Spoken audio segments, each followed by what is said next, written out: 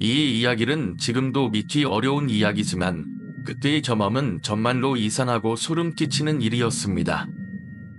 시간이 2009년, 제가 고등학교 2학년일 때의 일입니다. 저는 인문계 고등학교에 다니고 있었고 그 당시에는 자율적인 학습이란 명목하에 사실상 강제적으로 시행되었던 야간 자율학습을 마친 후 심지어 학원까지 다녀야 했습니다. 그날은 유난히 학원 가기가 귀찮아서 결국 학원을 떼먹고 집으로 돌아오게 되었습니다. 그날 저녁, 야자 시간이 끝나면 보통 10시에서 10시 반쯤 집에 도착했죠. 그런데 그날은 교복을 입은 채로 바로 컴퓨터를 켜고 메신저로 친구와 한참 대화를 나누고 있었습니다. 그러다 목이 말라서 부엌으로 물을 마시러 나갔는데 그때 이상한 일이 일어났습니다. 제 방을 나와서 부엌으로 가려고 했는데 부모님이 제신 큰 방에서 TV 소리가 들리는 거였습니다. 그 집은 그렇게 넓지 않아서 부모님이 제신 큰 방과 동생당, 거실에 각각 하나씩 TV가 있었는데 그날은 분명 큰 방 쪽에서 소리가 나는 걸 확인했죠. 당연히 부모님은 이미 주무시고 계실 거라 생각하면서 방을 살짝 둘러보았습니다. 그런데 부모님이 자고 있는 방 안에는 아무도 없었습니다.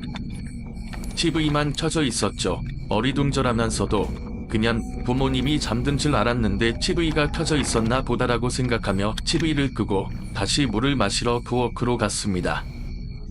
다시 방으로 돌아가서 게임도 하고 시간을 보내고 있었죠.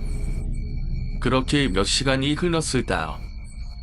결국 급하게 화장실이 가고 싶어서 다시 밖으로 나갔는데 이번에도 부모님 방에서 TV 소리가 또 들리는 것이었습니다. 그때부터 마음속에 뭔가 이상한 느낌이 들기 시작했습니다. 제가 다시 한번 큰 방으로 가서 문을 열었을 때 그곳에 있던 것은 그때 분명히 저는 몇 시간 전에 TV를 껐고 부모님이 자고 계시다는 걸 확인했죠. 그런데 다시 한번 부모님 방으로 가서 문을 열었을 때 그곳에는 부모님이 그대로 주무시고 계셨습니다. 뭐지? 라고 생각하며 다시 TV를 끄고 돌아섰습니다. 그런데 그 순간 제가 TV를 끄자마자 다시 TV가 켜졌습니다. 그때의 소름 끼치는 느낌은 지금도 기억에 생생합니다.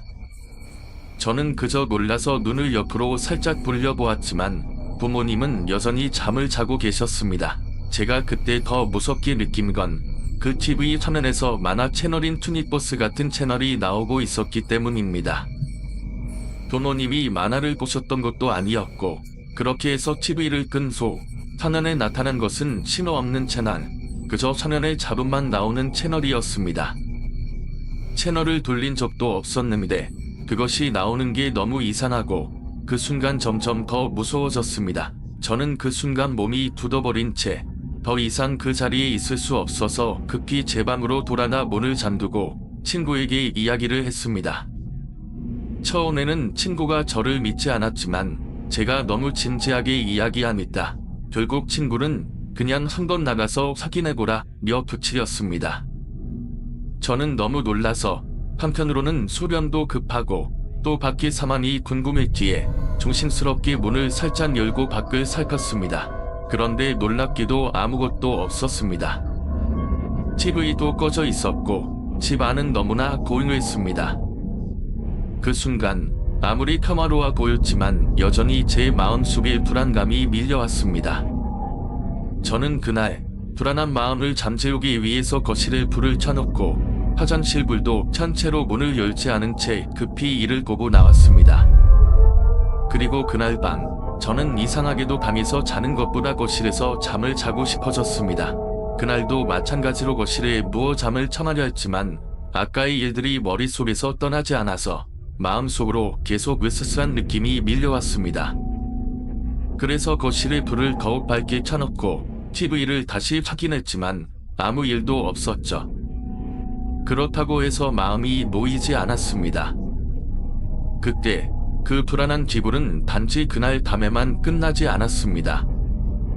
그 이후로 집에서 무언가 이상한 일이 계속해서 일어났고 제가 겪은 그 일이 단순한 착각이 아니라는 걸 알게 되었습니다. 그 이후 제 집에서는 이상한 소리와 냄새가 자주 나기 시작했고 부모님도 밤마다 같은 꿈을 꾸었다고 말했죠. 그게 정말 우연일까요? 아니면 그날 저녁에 이상한 TV와 관련이 있는 걸까요? 그날 밤 TV를 켜놓고 취침 예약까지 설정한 후에 잠을 청하려 했습니다.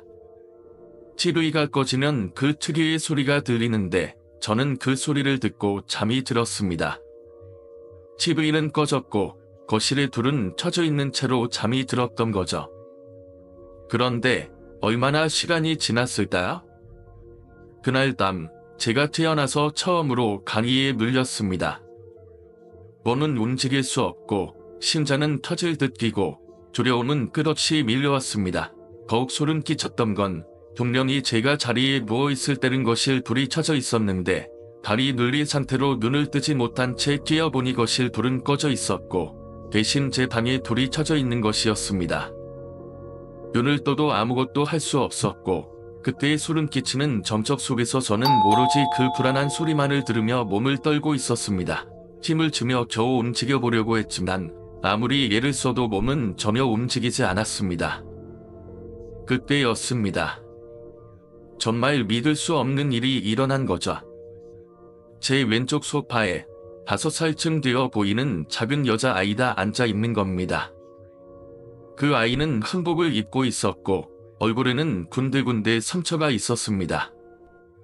그 아이는 소파에 앉아서 TV를 보고 있었는데 너무 무서워서 눈을 마주치지 않으려고 했습니다.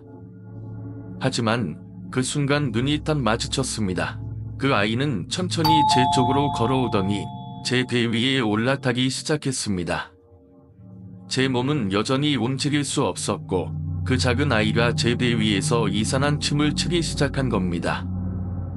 그것은 무단히 추는 칼춤처럼 보였고 아이는 마치 저를 통제하는 듯한 모습으로 그 춤을 추고 있었죠.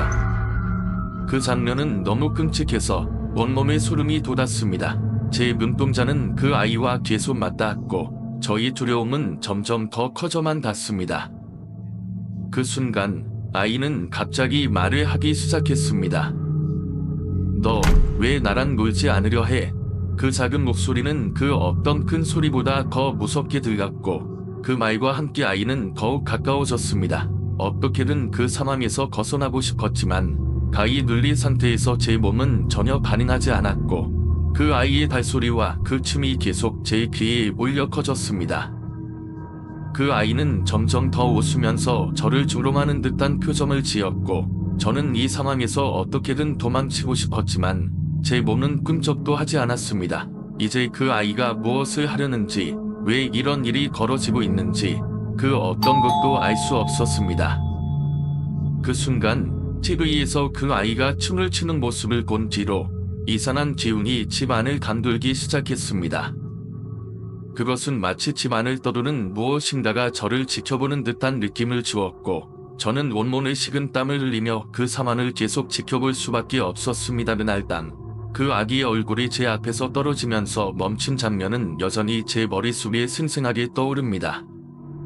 아기의 눈은 전부 빨간색이었고 얼굴에는 여러 군데 상처가 있었습니다.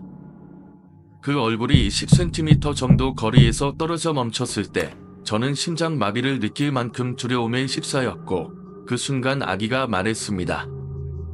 왜 아까 나 TV 보는데 자꾸 끄고 못 보게 했어? 그 말을 듣는 순간 온몸이 얼어붙었고 저는 기절하고 말았습니다. 다음날 엄마는 강제로 저를 깨웠고 저는 그 경험을 다 말했지만 엄마는 전혀 믿지 않았습니다. 저는 계속해서 진짜로 봤다고 주장했지만 엄마는 제 말을 그냥 말도 안 되는 소리라고 했습니다. 며칠이 지나고 어느 날 야자 끝에 집에 돌아왔을 때 엄마가 아직도 자지 않고 있었습니다. 평소에는 아주 일찍 잠을 자시는데 그날은 다르게 보였죠. 엄마는 매우 심각한 얼굴로 저에게 물었습니다. 호비야, 내가 봤다는 그 아기 어떻게 생겼었어? 그 순간 저는 그 아기 얼굴의 특징을 그대로 말했죠. 한복을 입고 있었고 눈은 전부 빨갛고 얼굴에 상처가 많았다고요. 엄마는 그 말을 듣고 매우 놀라면서 당분간 이 집에 있지 말자. 우리 가족은 급히 이모네 집으로 퀴신해야 했습니다. 그때까지 저는 왜 이런 일이 일어났는지, 왜 그런 상황에 처했는지 전혀 이해할 수 없었죠. 그러나 나중에 엄마에게 들은 이야기였습니다. 엄마는 그날 밤 혼자 거실에서 마늘을 따고 있었다고 합니다. 그때 제 방에서 이상한 소리가 나더니 엄마는 아이가 컴퓨터를 켜놓고 학교에 간 걸까 하고 생각하고 제 방으로 갔습니다.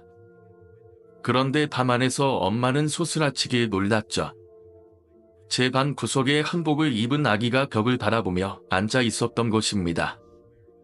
엄마가 방에 들어가자 그 아이는 갑자기 저를 바라보며 고개를 돌렸고 그 순간 엄마는 그 아이를 본소 바로 집을 떠나야겠다고 결심했다고 합니다.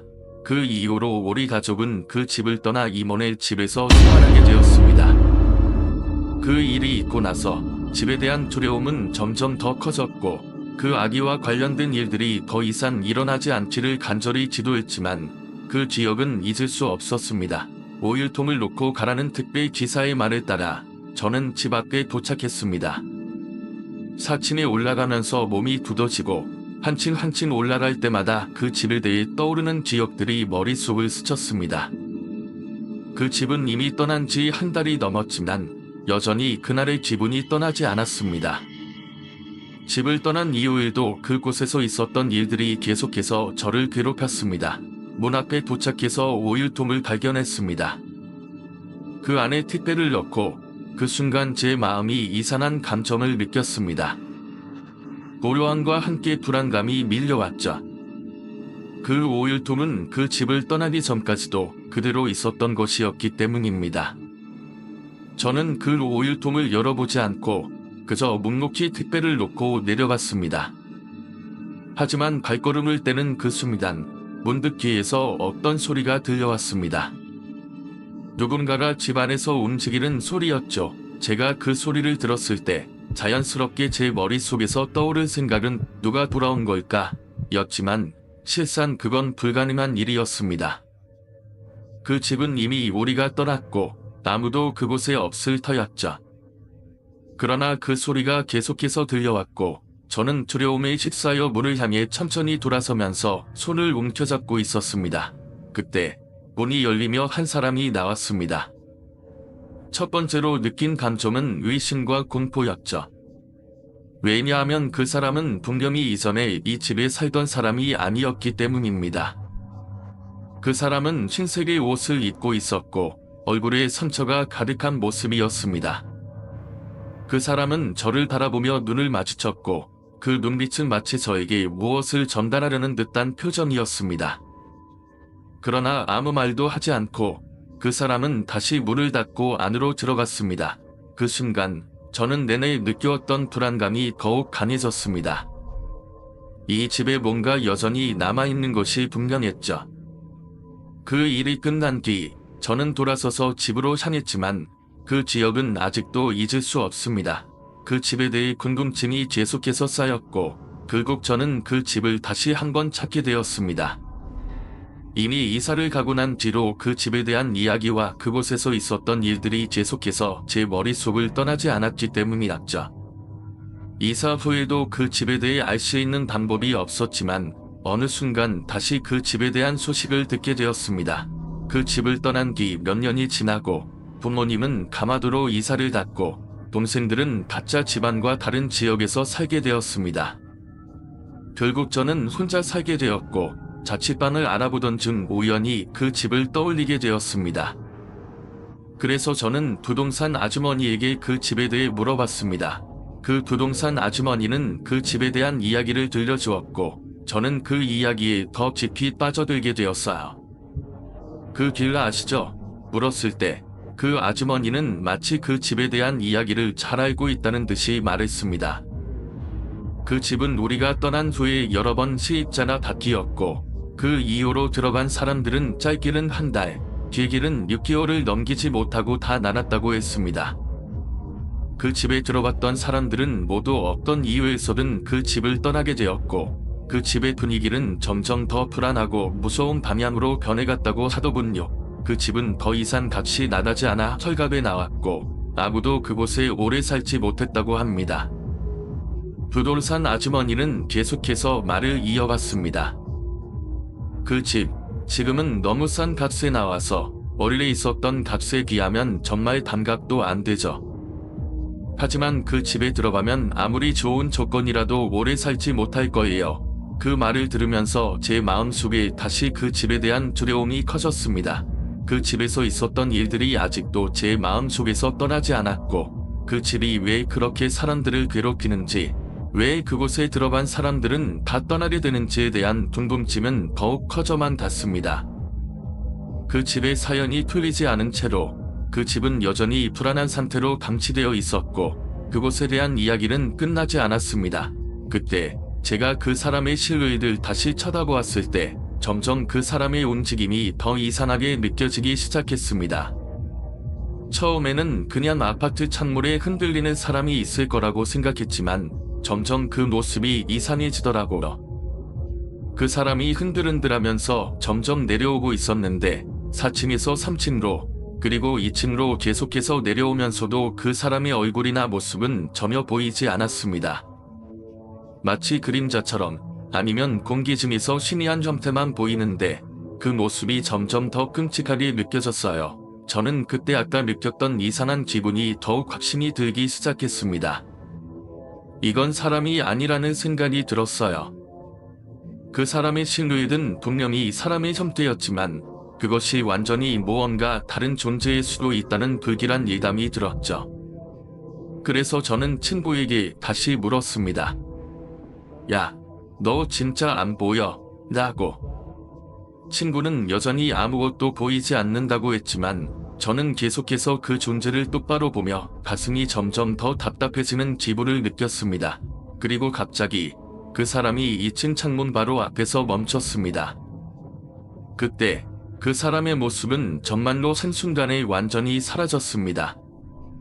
그곳에 아무도 없었고 그 창문은 완전히 단단하고 그 사람이 어디로 갔는지도 전혀 알 수 없었습니다. 저는 그 순간 몸이 굳어버린 듯한 기분이 들었습니다. 무엇인가 아주 이상한 일이 일어난 것 같았어요. 그 이후로도 저는 그 장면을 잊을 수 없었습니다. 그 귀신 같은 존재는 제 눈에만 보였을까요? 아니면 그 친구도 알지 못하는 사이에 정말로 그 집에서 무언가가 나왔던 걸까요? 그때 그 아파트 주변에서 일어난 다른 일들이나 근소에 들었던 이야기들이 지금까지도 떠오를 때마다 저를 오싹하게 만듭니다. 그리고 이 이야기는 아직도 제가 그 당시 느꼈던 불안함과 두려움을 잊지 못하게 만들죠. 붕대를 찾으면서 계속해서 뛰어다니고 있었습니다. 그 남자는 마치 정신이 나간 것처럼 보였고 매우 불안해 보였어요. 제가 다시 한번 그 남자에게 붕대가 없다고 말했지만 그는 전혀 신경 쓰지 않고 계속해서 돌아다녔습니다. 그 모습이 너무 이상해서 저는 더 이상 말을 하지 않고 그 남자를 지켜보았어요. 그런데 갑자기 그 남자가 내 배 근처로 다가와서 저를 뚫어지게 쳐다보더니 한마디 했습니다. 너, 나 봤지? 저는 얼떨떨한 얼굴로 그를 바라보며 네, 하고 대답했지만 그 남자는 저를 계속해서 지켜보면서 웃었습니다. 그 웃음은 정말 무서운, 이상한 웃음이었어요. 그리고는 그 남자가 갑자기 붕대, 에다고 주물거리며 다시 가게 안을 끼어다니기 시작했습니다. 그때 저는 뭔가 이상한 기분이 들어서 바로 직원담으로 들어와서 문을 잠갔습니다. 그리고 그 남자가 그 가게를 떠날 때까지 문틈으로 살짝 관찰하고 있었어요. 그 남자가 가게를 나가고 난 후 한참 동안 그 상황을 이해할 수 없었죠. 붕대라는 단어와 그 남자의 불안한 행동이 계속 머릿속에 맴돌았습니다. 이후 저는 그 남자가 정말로 이상한 상태였던 것 같다고 생각하게 됐습니다. 그가 찾고 있던 붕대가 무엇을 의미하는지, 왜 그렇게 절박했는지 지금도 여전히 의문으로 남아 있습니다. 그리고 그날 밤 그 사건이 계속해서 머릿속을 떠나지 않았어요. 그 남자가 무언가를 숨기고 있었던 건 아닐까 하는 의심도 들고 그 웃음과 그 눈빛은 절대 잊을 수 없는 기억이 되었습니다.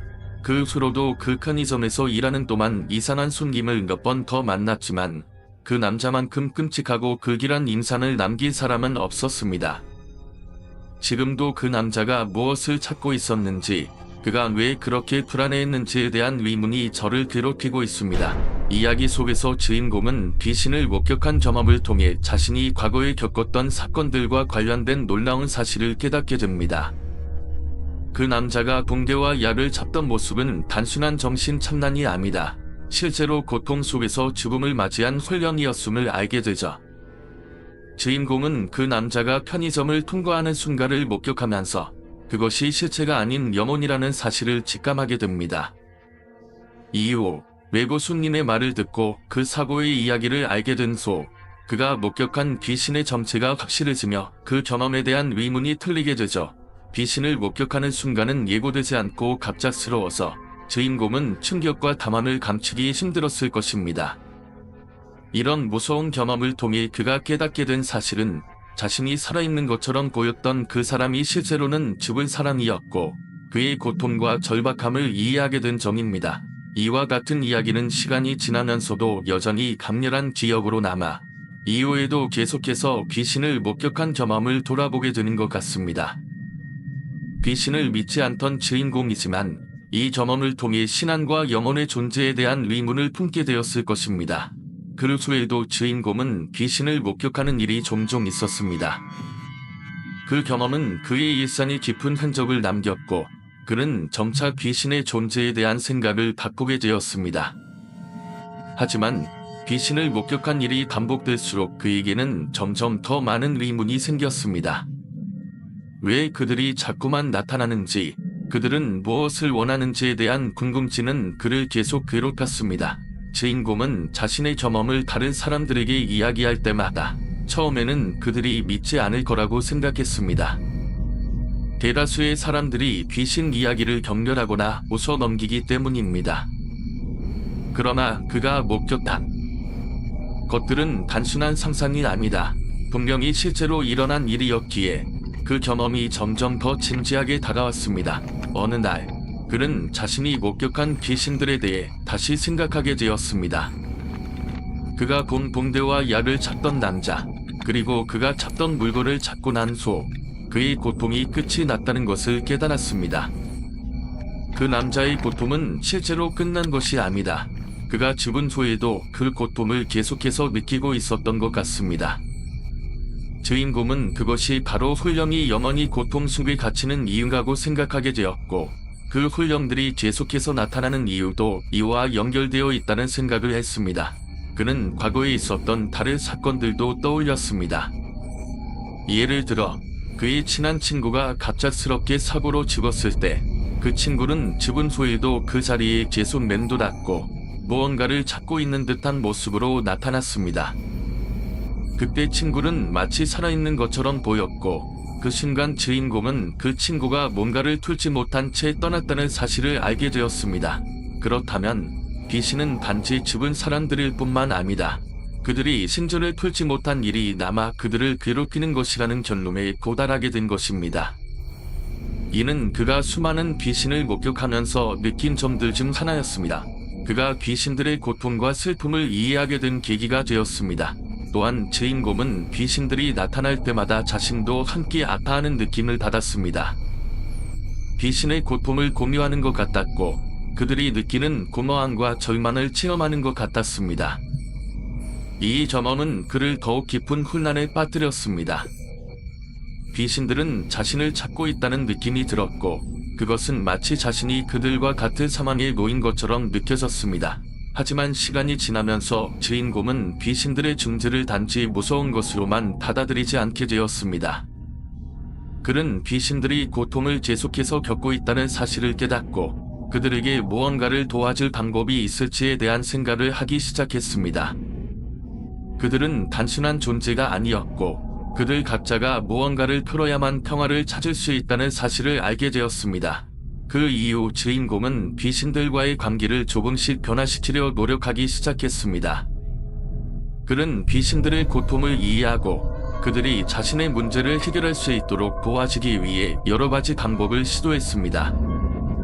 그가 귀신들을 돕는 일이 가능할지, 그들에게 진정으로 평화를 가져올 수 있을지에 대한 확신은 없었지만 그는 자신이 경험한 모든 것을 통해 더 이상 귀신들을 두려워하지 않게 되었습니다. 주인공의 이야기는 이제 단순한 공포 이야기가 아니다. 인간과 영혼 간의 관계를 탐구하는 이야기로 변해갔습니다. 그가 겪은 일들은 그를 변화시켰고 그가 다시 귀신들을 목격하게 된다면 그들은 더 이상 그에게 무섭거나 낯선 존재가 아니었습니다. 대신 그는 그들에게 다가가 그들의 아픔과 고통을 이해하려는 사람으로서 더 이상 귀신을 두려워하지 않고 그들의 이야기를 들으려 했습니다. 이제 주인공은 귀신들을 만날 때마다 두려움보다는 동정심을 느끼게 되었습니다. 그들이 진정으로 원했던 것은 그냥 평화였고 그들의 고통을 덜어줄 수 있는 방법을 찾는 것이었음을 깨달았기 때문입니다. 과거의 자신처럼 귀신들을 단순한 괴물처럼 생각할 수도 있었겠지만 그가 이 과정을 겪으며 얻게 된 중요한 교훈은 귀신도 고통을 겪는 존재라는 점이었습니다. 그들의 이야기를 듣고 그들이 평화를 찾을 수 있도록 돕는 것이 중요하다고 느끼게 된 것입니다. 그의 이야기는 이제 계속해서 이어질 것입니다. 그가 점엄한 귀신들과의 만남이 어떤 결말을 맞이할지, 그가 더 많은 훈령들과 만나게 될지, 그 모든 것은 주인공 자신에게 달려 있었고 그의 여정은 이제 막 시작된 것이었습니다. 없이 그 반을 바로 제약하게 되었습니다. 사실 그 반이 그렇게 좋다는 생각은 들지 않았지만 그 당시 상황에서 선택할 수 있는 반은 거의 그 반밖에 없었기 때문에 아무 생각 없이 제약서를 작성하고 감으로 가게 되었습니다. 그렇게 자취를 시작하게 된 첫날, 저는 별다른 기대 없이 방에 들어갔습니다. 좁긴 했지만 그저 잠을 자고 먹고 살아가는 데 필요한 공간만큼은 충분히 확보되었으니 무엇보다 중요한 건 그 공간이 내 집이라는 점이었죠. 그런데 첫날부터 조금 이상한 느낌을 받았습니다. 다만이 아무리 청소가 잘 되어 있고 새로 도배가 되어 있어도 뭔가 이상하게 차가운 느낌이었어요. 보통 사람이 살던 곳은 살아있는 기운 같은 것이 느껴지기 마련인데 그 방은 그런 느낌이 전혀 없었습니다. 그날 밤 잠을 자려고 침대에 누운 순간 갑자기 어떤 느낌이 들었습니다. 뭔가가 나를 지켜보고 있다는 느낌이었죠. 평소엔 잘 느끼지 않던 그런 기운이 착 몰려왔고 저는 몸을 뒤척이며 잠을 청하려 했습니다. 그러나 그때부터 자꾸만 창문 밖에서 이상한 소리가 들렸습니다. 처음엔 바람 소리겠지 생각했지만 점점 소리가 선명해지면서 그건 바람도 아니고 없던 발자국 소리 같았습니다. 퉁퉁 마치 누군가가 집 앞을 지나가는 것처럼 아니면 누군가가 내 방 앞에서 서성이는 것처럼 느껴졌죠. 이상한 점은 그 소리가 밤마다 반복된다는 것이었습니다. 처음엔 정말로 누군가가 지나가는 줄 알았는데 점차 소리가 나는 위치가 달라졌습니다. 때로는 방 한가운데에서, 때로는 벽 뒤에서 들리기도 했죠. 이 소리를 계속해서 듣게 되자 결국 저는 불안감에 시달리기 시작했습니다. 물론 그 소리가 실제로 존재하는지 아니면 내 상상 속에서 만들어낸 것인지 확신할 수 없었지만 그런 불안감은 점점 더 커졌습니다. 그런데 이상한 일이 일어났습니다. 어느 날 방에서 불이 꺼졌을 때 제 눈앞에 성령의 그림자가 스쳤습니다. 처음엔 그것도 그냥 기분 탓이라 생각하고 지나쳤는데 그 그림자는 점점 더 선명해지고 다시 반복되었죠. 그 그림자는 사람처럼 보였지만 사람이라기보다는 어떤 형체 없는 무언가처럼 보였어요. 그 순간 저는 차갑고 무거운 공기가 방 안에 가득 차 있는 것 같은 느낌을 받았습니다. 이건 도저히 설명할 수 없는 단순히 기분이 아닌 진짜 뭔가가 있다는 확신이 들었어요. 그 그림자는 자주 나타나기 시작했습니다. 밤마다 같은 시간 그 그림자는 제 침대 근처에서 서성였고 저는 그때마다 공포에 휩싸여 눈을 감고 숨을 죽였죠. 그리고 그날 밤 너무 피곤해져서 겨우 잠이 들었을 때 이상한 꿈을 꾸었습니다. 꿈속에서 나는 그 밤의 모습이 아니다. 이전에 그 집에서 살아갔던 어떤 사람이 되어 있었어요. 그 사람은 끊임없이 방을 돌아다니며 마치 무언가를 찾고 있는 듯한 표정으로 방 안을 서성였죠. 그 사람의 얼굴은 흐릿했지만 그가 분명히 내 방에서 겪었던 고통을 이어받고 있었다는 느낌이 들었습니다. 그런 일들이 몇 날 며칠 계속되자 저는 점점 더 그 집에서 벗어나고 싶어졌습니다. 하지만 방을 구할 때 이미 너무 늦었고 새로운 방을 찾을 시간도 정신적 여유도 없었습니다. 그때부터 저는 그 방에서 일어나는 일들을 더 이상 무시할 수 없었습니다. 고통스러워하는 그 사람의 영혼이 아직 그곳에 남아있던 것이었죠. 그리고 그 사람이 자꾸만 나에게 말을 건 것처럼 느껴졌습니다. 무언가를 해결해야만 그가 떠날 수 있다는 것이었죠. 어느 날 저도 모르게 그 그림자와 눈을 마주쳤습니다. 순간적인 충격이 밀려왔고 그 그림자가 사라진 뒤 밤 안은 다시 평온해졌습니다. 하지만 그날 이후 저는 더 이상 그 집에서 이상한 일들을 겪지 않았습니다. 그 그림자는 사라졌고 그 방의 공기도 다시 평온해졌습니다. 그때부터 저는 그 방에서 일어난 일들을 기억합니다. 그곳에서 나와 새로운 집을 찾기로 결심했습니다. 그로소 그 집을 떠나면서 비로소 깨달은 것은 귀신이나 유령은 단순히 존재하는 것이 아니다. 그들이 갖고 있는 미련이나 고통이 어떤 방식으로든 우리에게 전해지는 것 같다는 점이었습니다. 그때의 경험은 제게 큰 영향을 미쳤고 그 이후로 저는 다시는 귀신이나 유령에 대해 가볍게 생각하지 않게 되었습니다. 확실한 두 개뿐이었지만 왠지 모를 불안감에 시달렸습니다. 그런 일로 경찰을 부르는 게 부끄럽기도 하고 도둑이 다녀갔다는 사실이 더 이상 믿어지지 않았습니다. 그래도 사건이 발생한 곳이 내 방이라는 사실은 이상하게 더 기분 나빴죠. 패딩을 훔쳐간 이유는 모르겠고 계란이 2개 없어졌다는 점이 더 신경 쓰였습니다. 나는 한 번도 방에서 음식을 해먹은 적이 없었고 계란은 그냥 집에 쌓아두고 있었을 뿐이었습니다. 이후 경찰은 사건을 수사한다며 몇 가지 질문을 하고 돌아갔습니다. 그날 이후로 다시는 밤에서 계란을 사지 않게 되었습니다. 그리고 제일 이상한 점은 그 사건이 있은 초부터였죠. 밤 안에서 일어나는 이상한 일들이 시작된 겁니다. 하루 이틀, 그리고 한 주가 지나면서 밤 안에 점점 더 차가운 공기가 가득 차는 느낌을 받기 시작했습니다. 일주일 정도 후부터 밤 안에서는 아무리 난방을 켜놓아도 그 기분 나쁜 추위가 가시지 않았습니다. 마치 내가 알지 못하는 어떤 존재가 밤 안에 살고 있는 듯한 기분이 났죠. 또 밤이 되면 창문 쪽에서 끊임없이 들려오는 소리가 있었습니다. 처음엔 바람 소리인 줄 알았지만 점차 그 소리가 인간의 발자국처럼 들렸습니다. 매일 밤 그 소리는 반복되었고 점점 더 가까워지는 것 같은 느낌이 들었어요. 그 소리가 어느 날 밤에는 너무 커져서 마치 누군가 내 담에 들어온 것처럼 느껴졌습니다. 그때 저는 급히 불을 켰고 다시는 그 밤에서 혼자 잠을 자지 않겠다고 결심했습니다. 불을 끄고 잠을 청하려 했지만 그날 이후로 방 안에서는 어떤 형체 없는 그림자가 제 침대 주변을 맴도는 것 같았습니다. 그림자는 정확히 인간의 형태였고 늘 창문 근처나 벽에 가려져 보이지 않는 곳에서 나타났습니다. 그때부터는 그 그림자가 나를 지켜보고 있다는 느낌을 지울 수가 없었습니다. 그리고 기이하게도 그 그림자가 나타나면 밤 안의 온도가 급격히 떨어지곤 했습니다. 추위가 심해져서 잠을 못 이루고 눈을 감으면 그 그림자가 계속 내 곁에 있는 듯한 기분이 들었습니다.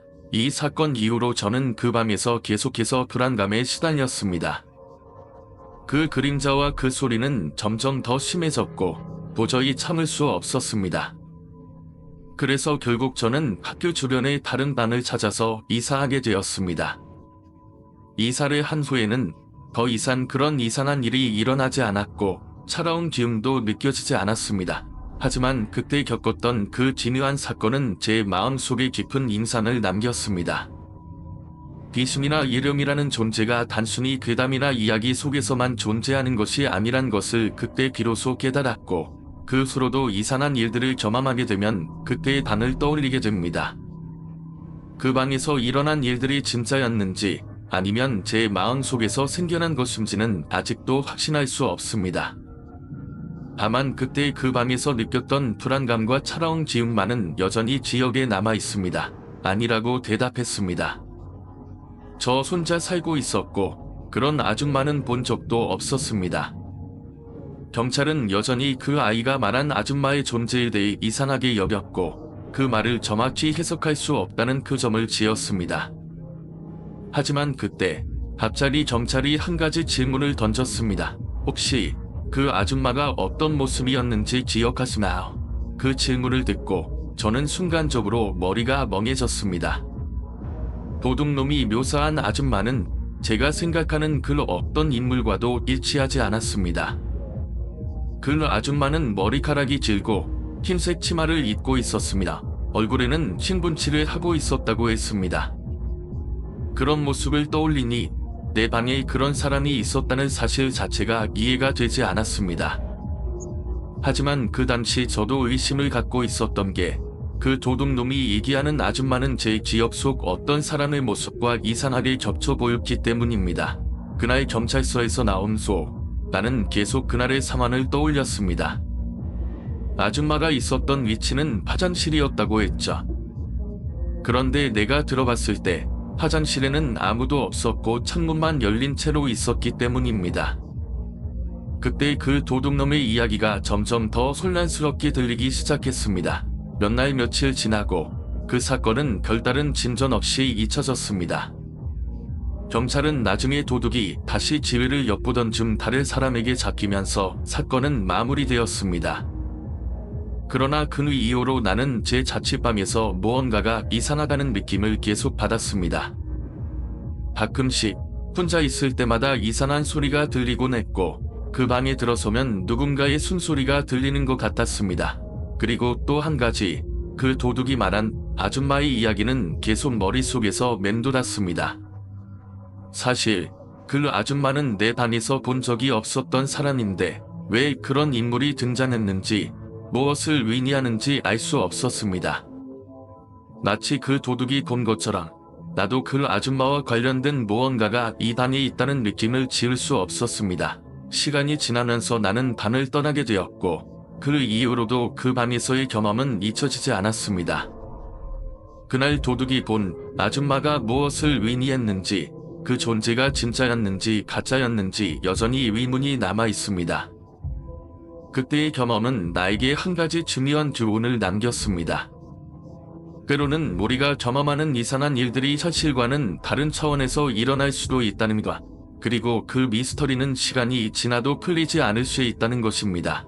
면 설명하지 않았습니다. 그 상황은 점점 더 이상해지고 있었습니다. 집주인 부부는 다급한 표정을 짓고 있었고 저는 혼란스러웠습니다. 갑자기 이렇게 급히 방을 비워달라고 하는 이유를 알 수 없었기 때문에 더욱 당황스러웠습니다. 왜 갑자기 방을 비워야 하죠? 제가 다시 묻자 집주인 여자는 어쩔 줄 몰라 하며 말했다. 그냥 너무 불편해서요. 아무래도 여기서는 더 이상 못 살 것 같아요. 그 말이 끝나자마자 남편이 그녀를 다리치듯 손끝으로 가볍게 밀며 그냥 가자. 그만해 라고 말했다. 그의 태도는 평소와 달리 아주 급박하고 위축된 느낌이었습니다. 그리고 그들이 사라지듯 빠르게 방을 떠나려고 했습니다.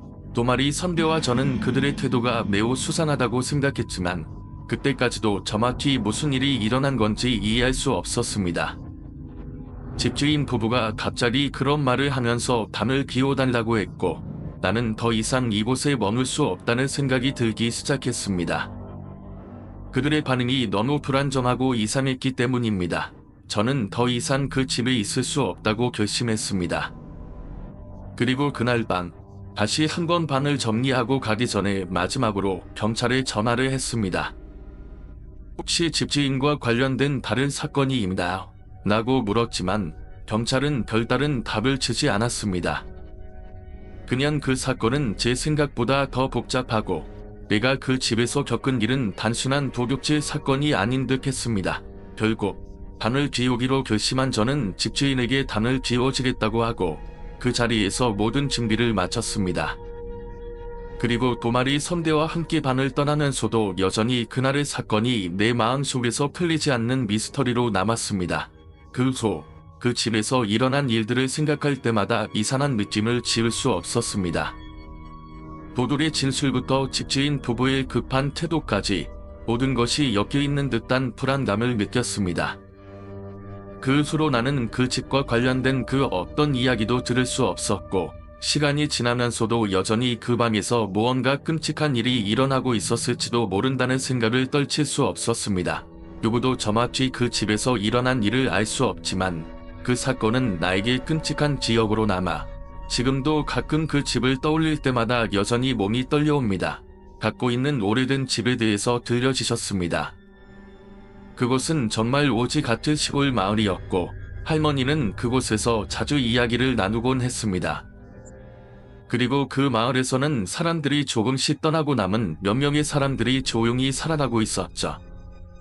그런 시골 마을에서 오랫동안 살던 할머니께서는 때때로 그곳의 여러 이야기를 전해주셨습니다. 할머니가 들려주신 이야기 중 하나는 바로 그 지역에 있는 한 집에서 발생한 일입니다. 그 집을 사람이 살지 않게 되면서 점점 더 낡고 외딴 곳에 놓여 있었습니다. 어느 날 마을 사람들이 그 집에 대한 소문을 들었습니다. 그 집에는 한 여자가 살았었고 그녀는 마을 사람들과 거의 소통하지 않으며 외로이 지냈다고 했습니다. 그런데 어느 날 그 집에서 이상한 소리가 들리기 시작했다고 해요.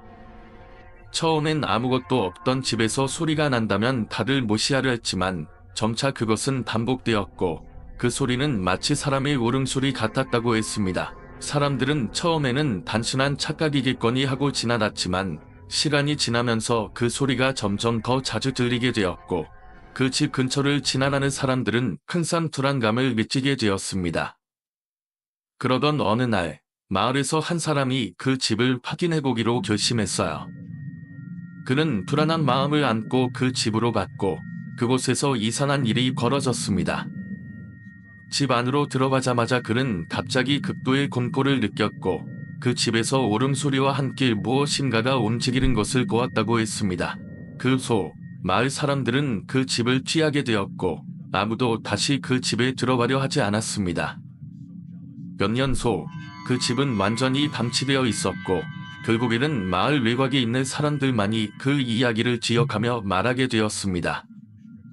그 집은 다시 사람들이 살 수 없을 정도로 폐허가 되어버렸지만 여전히 그 집 근처를 지나는 사람들은 불안한 느낌을 받곤 했다고 합니다. 할머니께서 이 이야기를 들려주셨을 때 그 집이 바로 그곳에서 일어난 사건 때문이었다는 사실을 믿을 수 없었습니다.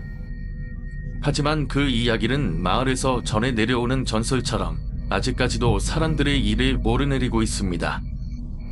그 집에서 울음소리가 들린다는 이야기와 그 울음소리가 사람들에게 불안감을 준다는 이야기에는 무엇인가 끔찍한 비밀이 숨겨져 있는 것만 같았습니다. 세상을 떠났다고 합니다. 마을 사람들은 처음에는 그 무당의 말이 맞았다고 믿었지만 금자가 다시 건강이 나빠져 죽음을 맞이하자 모두가 미물을 품게 되었습니다. 금자의 어머니는 그만큼 충격을 받았고 자식이 죽었다는 슬픔과 분노로 무단일이 나서 다시 한번 제시를 묻고자 했습니다.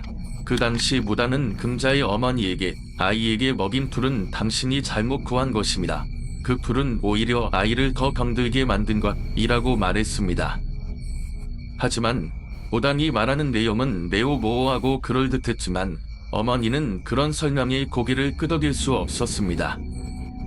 결국 그 무단은 다시 해보라고 했고 그 무당의 말대로 다시 한번 굿을 이야기가 커지기 시작했습니다. 그러나 마을 사람들은 이제 굿을 믿지 않게 되었고 금자의 어머니 역시 무당에 대한 의구심을 품고 있을 때 마을 안에서 속속들이 이상한 일들이 벌어지기 시작했습니다. 사람들이 말하기를 금자의 죽음 이후 그 마을은 계속해서 이상한 현상들이 발생하고 있다고 했습니다. 마치 죽은 금자가 다시 마을을 떠도는 것처럼 밤마다 무언가가 떠도는 소리가 들리고 때로는 귀신 같은 형체가 마을 길을 떠도는 듯한 장면을 목격한 사람들이 있었다고 전해집니다. 그 후 이 마을은 점차 떠나고 사람들이 하나 둘씩 빠져나가면서 점점 더 쇠락해 닿습니다. 어떤 이들은 금자의 혼령이 떠돌고 있다고 믿습니다. 그 마을을 떠나지 않으면 불행한 일을 겪을 거라며 경고하기도 했습니다. 결국 이 마을은 완전히 사람들이 사라졌고 몇 년 뒤 그 지역은 군사 지역으로 지정되어 다시는 사람의 손이 닿지 않게 되었습니다. 이 이야기는 그 지역에 대한 전설처럼 내려오고 있지만 그곳에서 어떤 일이 실제로 일어났는지에 대한 진실은 여전히 미스터리로 남아 있습니다. 금자의 이야기를 통해 사람들은 미지의 신을 믿거나 그 어떤 신령스러운 존재가 이 마을에 영향을 미쳤다고 여겼습니다. 그 지역은 지금도 사람들에게 묘한 공포를 안겨주는 장소로 남아 있습니다. 이 푸른 색을 띠고 눈빛이 마치 생명이 없는 듯한 차가운 느낌을 주는 여자가 서서히 얼굴을 드러냈다고 합니다. 어르신은 순간 그 여자의 얼굴을 보자마자 금자의 얼굴이 떠올랐다고 하더라고요. 금자는 분명히 그렇게 생전에는 그런 얼굴이 아니었고 밝고 생기 있는 모습이었지만 그 순간 어르신은 죽은 금자가 자신을 따라와 그 자리에 앉아 있는 것 같다고 느꼈습니다. 어르신은 그 자리를 떠나려고 했지만 그 순간 여자가 고개를 들고는 무슨 말을 할 것처럼 입을 열었다고 합니다. 그러나 그 여자가 내뱉은 소리는 너무나 신이하고 애절하게 들려 어르신은 한마디도 알아들을 수 없었지만 그 느낌만은 강하게 전달되었다고 하죠. 그 어르신은 얼른 자리를 떠났고 그 일이 있은 후로 그 장소에 다시 발을 들여놓지 않았다고 합니다. 이 이야기를 들은 이모는 그 자리에 갔던 이후로도 금자에 대한 기억이 떠오르고 그 당시 금자의 죽음에 대해 미스터리한 감정을 떨칠 수 없었다고 말했습니다.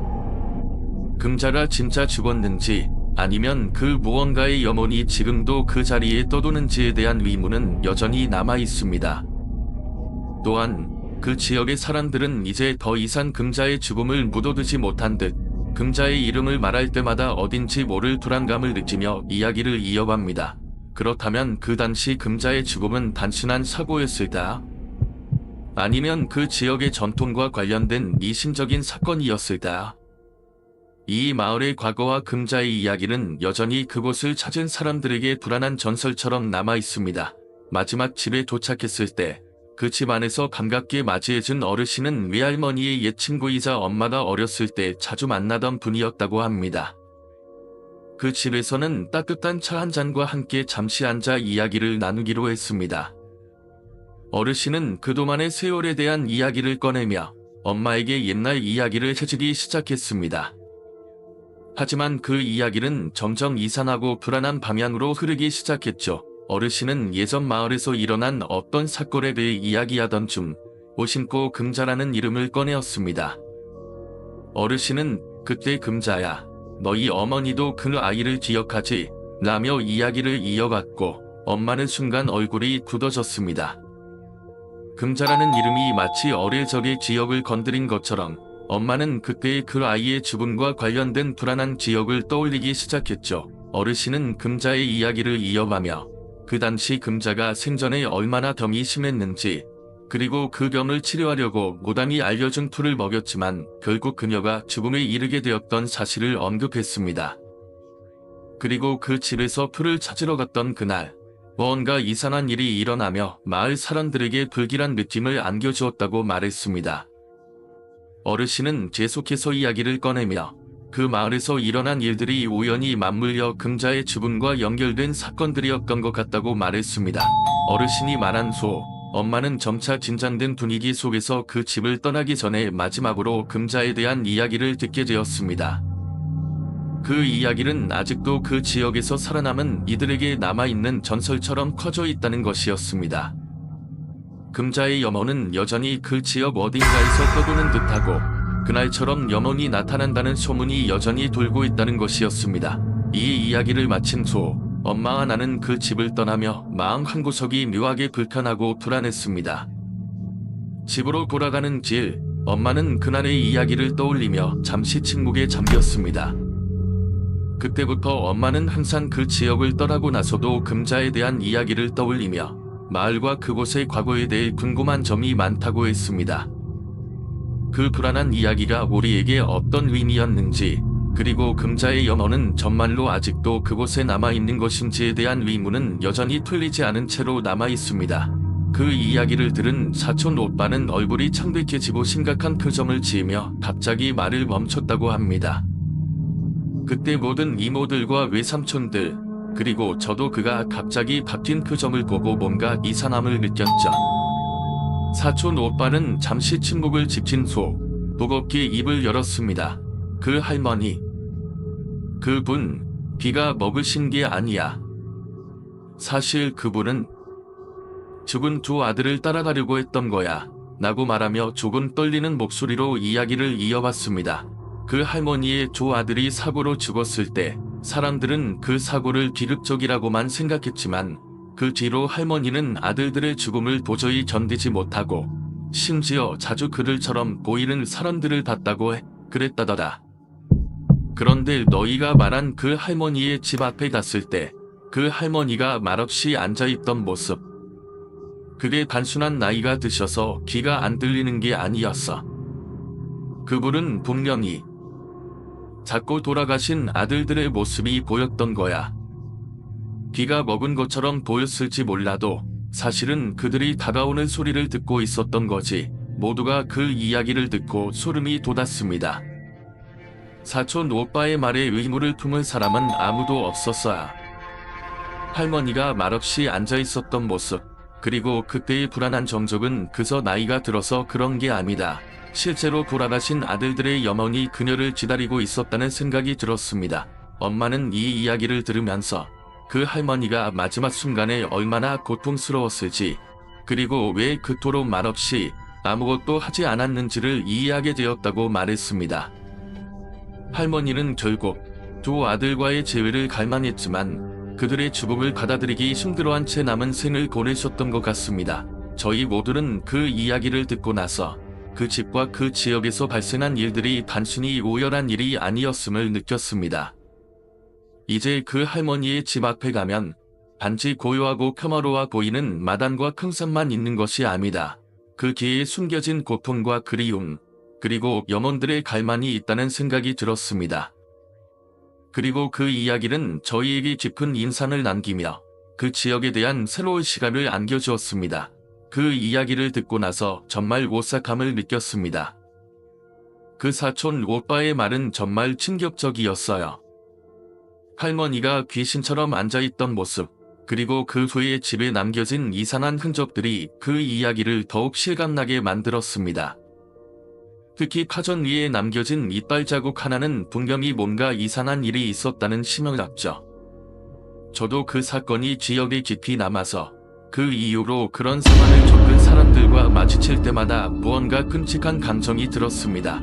이야기가 바뀌어서 신림동의 고시생들 얘기가 나왔는데 이 역시 그 시절의 가난한 고시생들의 삶이 얼마나 고든지 잘 보여지는 이야기 같네요. 원룸 지인 아저씨의 말에 따르면 그때 신림동은 지금과는 전혀 다른 분위기의 달동네였고 고시생들은 거의 다 가난하게 살아가면서도 무언가 목표를 향해 고군분투하고 있었을 겁니다. 특히 진또배기 가난한 사람들이라는 표현이 와닿았어요.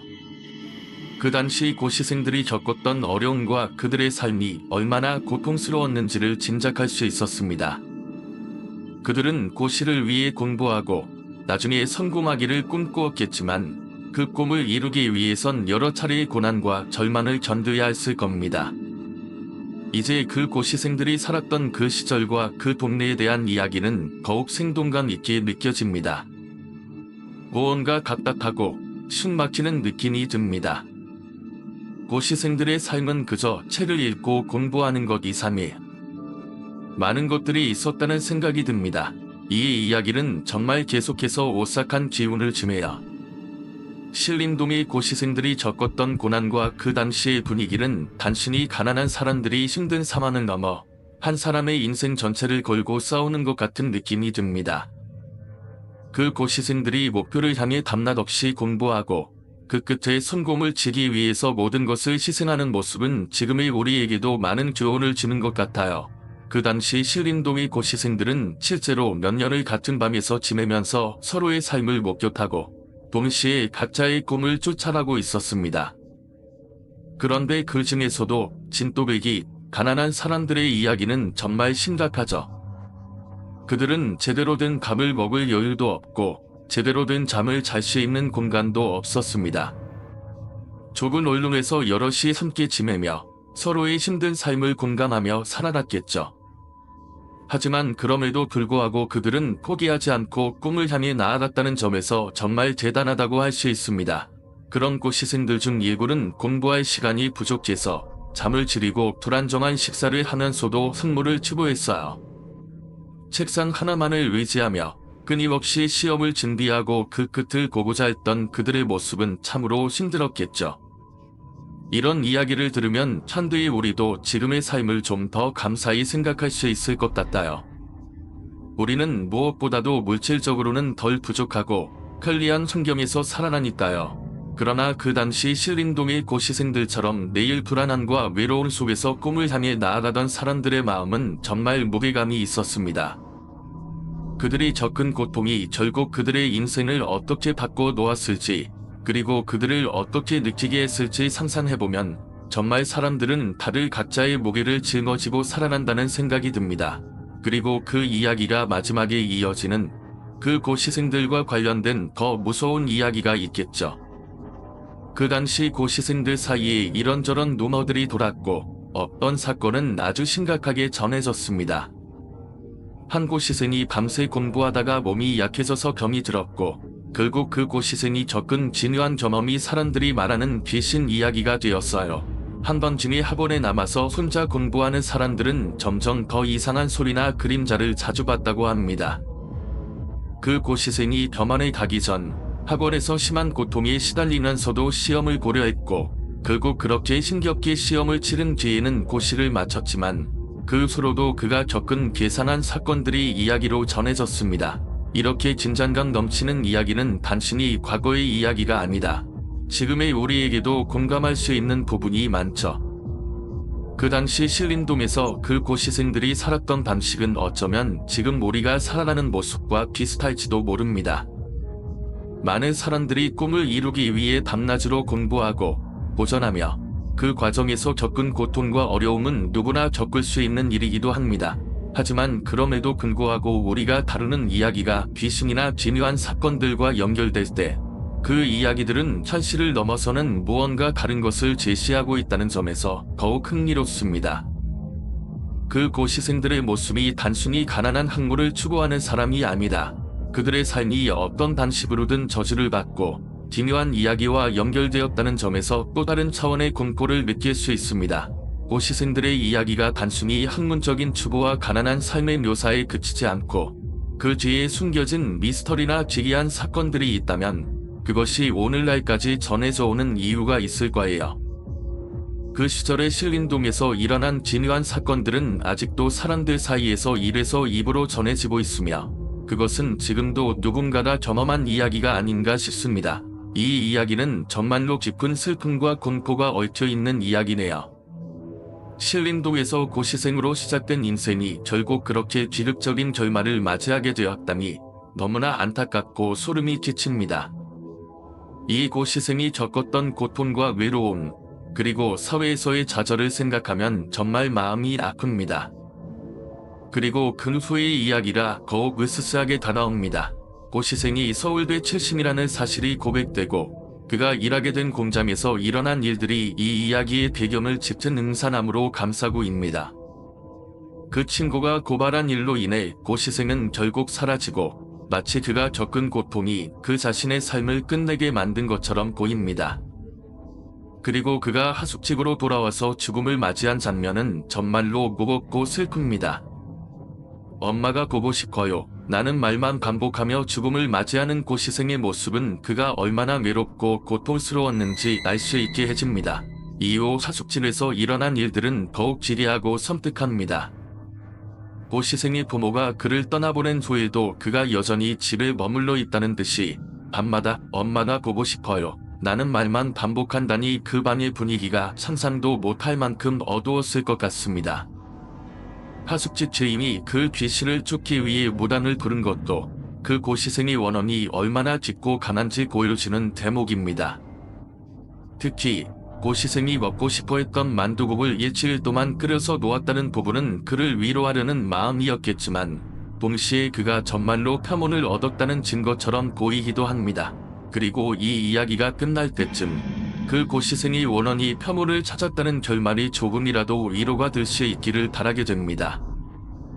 결국 그가 먹고 싶어 했던 만두국을 통해 귀신이 억제되었고 고시생은 그 끝에서 안식할 수 있게 되었다는 점에서 이 이야기는 단순히 공포를 넘어서 슬픔과 안타까움, 그리고 인간의 고통을 이해하는 이야기로 다가옵니다. 이 이야기를 들으면서 우리가 과거에 겪은 어려움과 고통을 되돌아보게 되고 그 끝에 우리가 원하는 것은 결국 평화와 안식일 수밖에 없다는 생각이 듭니다. 이 이야기는 점점 더 신비롭고 소름 끼치게 전개되고 있습니다. 고시생의 이야기가 원언을 풀어주는 방식으로 마무리된 후 이 피고 관리샵에서의 이야기가 점차 미스터리한 분위기로 이어집니다. 오담의 말대로 고시생은 그 만두국을 보고 엄마가 온 줄 알고 도망갔다는 부분에서 고시생의 복잡한 감정이 엿보입니다. 그가 원한 것은 평온한 만두국 한 그릇이었고 그것을 통해 조금이나마 위로받기를 바랐던 것 같습니다.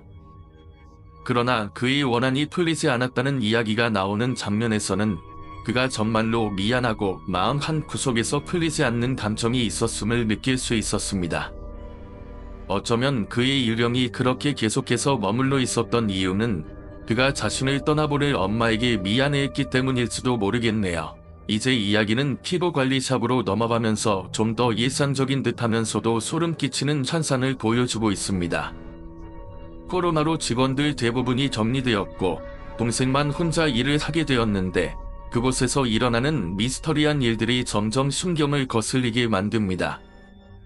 빈자리에서 들리는 거시럭거리는 소리, 아무도 없는데 계속해서 느껴지는 공포감, 그리고 복도에서 뛰어다니는 소리까지. 정말 현실과 공포가 뒤엉켜서 그 장면을 상상하는 것만으로도 섬뜩해지네요.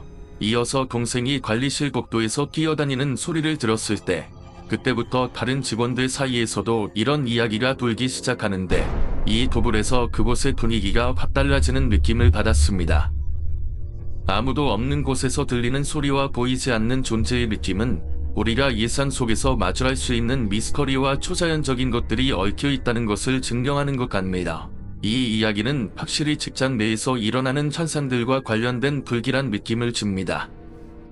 실제로 일어날 수 있는 일이지만 그 배경이 너무나도 불가사의하고 신비롭다 보니 결국 그곳에서 일어난 일들이 더 큰 공포로 다가오고 있습니다. 여러분도 이런 경험을 겪어본 적이 있을까? 우리가 보지 못하는 곳에서 일어나는 일이 분명히 있다는 듯한 기분이 듭니다. 이 이야기는 점점 더 미스터리한 분위기를 자아내며 실생활과 귀담이 엮여가는 흥미로운 전개를 보입니다. 동료들과 수다를 떨다가 창문을 통해 지나가는 누군가를 봤다는 부분은 그 자체로 소름 끼치는 순간입니다. 그런 일상적인 상황에서 갑자기 비현실적인 일이 벌어지면 그 순간은 정말 끔찍할 수밖에 없죠. 거긴 나가시나요? 하고 말했을 때 아무도 없다는 대답을 듣고 난 후의 느낌은 어떻게 표현할 수 있을까요? 마치 자신이 다른 세계로 들어간 듯한 불안감이 엄습했을 것 같아요. 그리고 기계가 저절로 켜지는 장면에서는 이곳에서 무언가 의도적으로 인간의 간섭을 넘어서서 일을 하고 있다는 느낌이 확연히 듭니다. 그리고 귀선생이라는 이름이 붙여졌다는 부분도 아주 흥미롭습니다. 일반적인 귀신의 모습이나 행동이 아니다. 그 존재가 점차 자신을 사람들에게 인식시키고 있다는 점에서 그 존재가 점점 더 강해지고 있다는 것을 암시하는 것 같아요. 귀선생이라는 이름이 붙여진 것도 그만큼 자주 나타나서 사람들이 인지하게 되었기 때문인데 이 현상은 계속해서 일상과 얽혀가고 있다는 점에서 점점 더 신비롭고 소름 돋습니다. 또한 피부 미용샵의 건물주가 실제로도 건물의 주인이었다는 사실이 이 이야기에 더 큰 신비를 더해줍니다. 이 건물에서 일어나는 이상한 일들이 단순히 우연의 예치가 아닐 수도 있다는 생각을 하게 만듭니다. 그 건물에서 어떤 일이 벌어지고 있었는지, 그 일들이 현재까지도 지속되고 있는 이유는 무엇인지에 대해 궁금해지네요.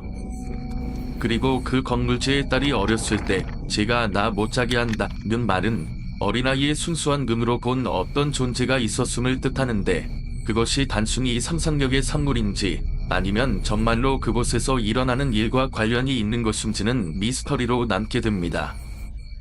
이 이야기는 그 자체로 신비롭고 공포스러운 요소를 잘 결합하고 있어 듣는 사람들로 하여금 그 공간과 시간을 더 이상 일상적이지 않게 느끼게 만듭니다. 과연 그 존재가 누구일지, 그 이야기가 계속해서 어떻게 전개될지 정말 궁금해지네요. 이야기의 전개는 점점 더 미스터리하고 불안감을 자아내며 건물주가 귀신을 쫓으려는 시도에서 말린 숯과 고춧가루를 사용한다는 부분은 전통적인 방식으로 귀신을 쫓으려는 시도인데 그 과정에서 일어나는 사건들이 점점 더 초자연적인 기운을 느끼게 합니다. 특히 아기가 "쟤 죽었다" 라고 말하며 보이지 않는 존재를 증기하는 장면은 그 공간이 단순히 무언가 이상한 현상만이 아니다. 과거에 얽힌 사연들로 인해 복잡하게 얽혀 있다는 인상을 줍니다. 쓱 들어오더니 그 아기 귀신을 들고 죄송하다고 고개 숙이면서 인사하고 바깥쪽에 있는 산 쪽으로 날았다. 는 구절은 이 이야기가 단순한 공포 이야기가 아니다. 감정적으로도 중요한 연결고리를 가진 이야기임을 암시합니다. 귀신의 행동도 그저 괴롭히는 것이 아니라 어떤 사연과 미안함을 가지고 있다는 점에서 이야기는 점차 감정적으로도 깊이 있는 느낌을 주고 있습니다. 그리고 그 고등학생 딸이 꾸는 꿈, 여자 무당이 나와서 신내림을 받아야 한다. 는 꿈은 지금까지 이어져 온 이야기의 흐름과 연결이 됩니다. 딸이 어떤 초자연적인 영향을 받고 있다는 점에서 이 모든 일이 단순한 우연이 아니다. 누군가에 얽힌 영혼이 계속해서 영향을 미친다는 느낌을 줍니다. 이때 이 직원불의 영향이라는 부분도 단서로 작용하여 이 미스터리한 사건들이 결국 하나로 이어지고 있다는 점이 매우 흥미롭습니다. 이 이야기는 공포뿐만 아니다. 그 속에 얽힌 감정적인 고통과 미해결된 원한, 그리고 그로 인해 계속해서 반복되는 불안한 사건들을 잘 보여줍니다. 어떤 귀신이 사람들을 괴롭히는 것이 아니다. 그 뒤에 숨어있는 고통과 사연을 알아가게 되는 느낌이 들자 계속해서 그 사연이 풀리지 않고 이어지는 것을 보면 이 이야기는 단순히 사건을 묘사하는 것이 아니라 그 안에 숨어있는 깊은 이야기를 들려주고 있다는 점에서 매우 강렬하고 끌어당기는 힘을 다집니다. 그로서로 그 피부관리샵은 조금씩 조용해졌다고 합니다. 직원들은 더 이상 소리나 형체를 목격하지 않았고 그 건물주는 딸이 겪었던 꿈의 이야기를 듣고 신내림에 대해 더욱 신중히 고민하게 되었다고 합니다. 시간이 흐르면서 그곳은 다시 일상으로 돌아갔지만 여전히 그곳을 방문하는 이들은 가끔씩 찝찝한 기분을 느끼기도 했다 합니다. 그러나 그 누구도 그 귀신의 존재를 다시는 본 적은 없었고 그 사건은 점차 사람들의 기억 속에서 신이해져 갔습니다. 하지만 그건 어쩌면 우리가 모르는 또 다른 이야기가 시작되었음을 의미하는 것일지도 모릅니다. 그 옛날의 아기 귀신과 그 아기의 어머니가 남긴 미안한 마음, 그리고 그것을 풀어준 기운이 결국 그곳을 떠나지 못한 채 계속해서 이어지고 있을지도 모릅니다. 우리는 그저 지나칠 시간 속에서 얽힌 이야기를 털어낼 수 있을 뿐 그 안에 담긴 진실을 알 수 없을지도 모르죠. 이 이야기가 끝났다고 생각할 수 있겠지만 혹시 여러분은 이 사건 뒤에 숨겨진 더 큰 비밀이 있을 것이라고 느끼지 않으셨나요? 또 다른 이들이 경험한 이야기가 이어질지도 모릅니다. 혹시 그 비밀을 풀 수 있는 방법이 있다면 여러분이 그 열쇠를 쥐고 있을지 모릅니다. 이제 여러분의 생각을 들려주세요. 이 이야기에 대한 여러분의 의견과 해석을 댓글로 남겨주세요. 이 이야기가 마음에 드셨다면 좋아요와 구독 버튼을 눌러주세요. 앞으로 더 많은 이야기들이 여러분을 기다리고 있습니다. 또한 친구들에게도 이 이야기를 공유해주세요. 여러분의 생각이 궁금합니다. 여러분의 피드백을 기다리고 있습니다.